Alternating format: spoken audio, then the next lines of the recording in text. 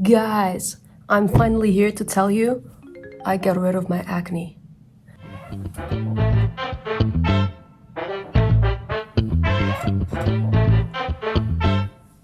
After a long 15 years of battle with my acne, trying every product, all the DIY face masks, face treatments, random advices from strangers on the internet, I finally managed to win this battle, at least for now. But oh, the journey, the tears, the spongilla. We'll get to that. But first, make sure to watch until the end because I'll be giving away for free a checklist from a legit dermatologist that will change your life for good.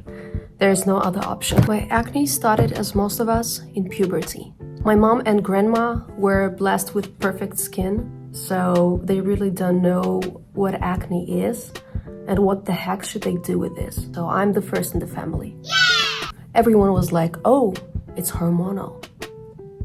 And I was like, sure, but what the heck should I do with this? Wait it out. Spoiler, it wasn't hormonal. So I did what any clueless teen does. I caked up my cheap makeup. Spoiler number 2. It doesn't help at all. My face was like, oh, we're doing this? Let's make it worse.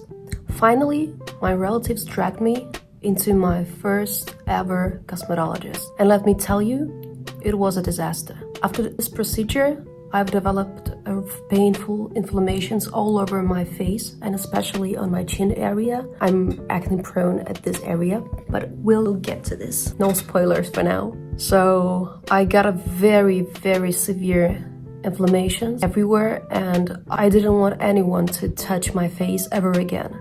0 stars, would not recommend. Totally, no. Do not go to a cheap cosmetologist. Fast forward, years later, I've met my now husband, who loves me, acne, and everything about me. He gently suggested I try his cosmetologist. And she was really amazing. She was just like the nicest lady, the empathy, the talent, everything. Like the treatment was perfect. And after these procedures, first time in my life, I've had some results. My skin was finally improving. So here's what she did over 2 years. First of all, spongilla. Gojira. It's spongilla. I like to call it spongilla. So spongilla is a powder made of freshwater sponge. And yes, it's as weird as it sounds, but it's really great for deep scars. If you have some deep scarring and you are not ready for laser treatment, you can ask your dermatologist or your cosmetologist about this spongilla thing. So I've used, I think, all the different GG peels. From mild to turn my face into tomato. I will show them somewhere in here. Yeah, this is a cosmetic brand, pretty expensive one, but it's way cheaper if you buy small amounts. You can just you can order tiny samples and stuff. And for me, it was not so expensive because she was using a tiny drop. Everything was done by a cosmetologist. I wouldn't dare to do this myself. She only then recommended me which kind of peelings I can use at home, but I've never used them. I was like, no way. I'm too afraid of even touching my face. What will I do? I could not blame other person. If anything goes wrong, I wouldn't be able to blame another person, you know? Everything will be on this hand, so yeah. The next thing that I was using is cryo massage. And this is another very weird kind of procedure, but it's very helpful. It's basically a bamboo stick wrapped in a cotton, dripped into a minus 200 degrees Celsius liquid nitrogen. Cosmetologist is massaging your face using this stick. My face got a little bit swollen, but that's the point because it improves blood circulation. And last but not least, she usually used the GG seaweed face mask to calm my skin and improve my pore condition. It's made for healing. But even with all that, I still had acne flare-ups. And I really didn't know what to do because I was like, I'm doing everything right because I didn't get any bad reactions. But finally, I've got to a dermatologist, like a doctor, a professor. So this guy is amazing.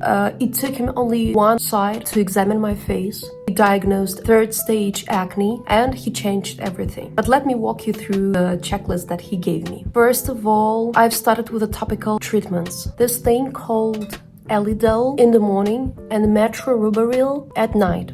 Metroruberil consists of azelaic acid and it's one of the best acids out there. It peels your skin off very gently. You can use it during pregnancy. It's not like retinoids and stuff and some other acids that are totally prohibited to use during pregnancy. So I highly recommend it. Azelaic acid is a hero, don't sleep on it.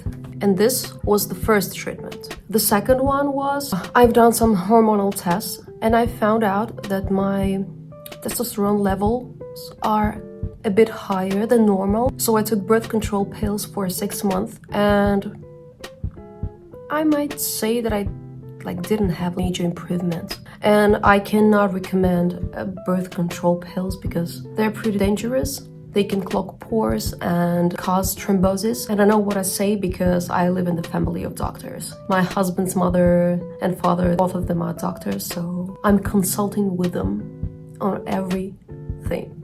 The third thing is a tick test. Yeah, you've heard it right. They live under our skin, inside our pores, and what they do, they eat dead skin and poop all over your face. I was really surprised, how is this ever even a thing?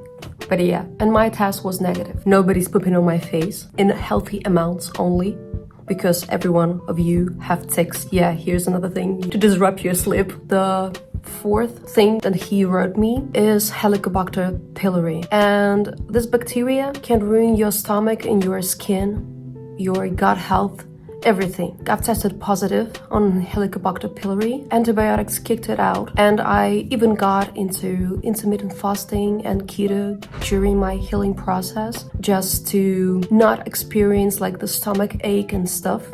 And now the most important one is the allergy. He insisted me to take an IgE test, but it wasn't necessary for me because I knew that I've had allergies before. I've had allergies as a child and I've overgrown most of them. I couldn't even imagine that allergy can somehow influence my skin health. I've went to allergologist and the test I took, this is just a complete plot twist.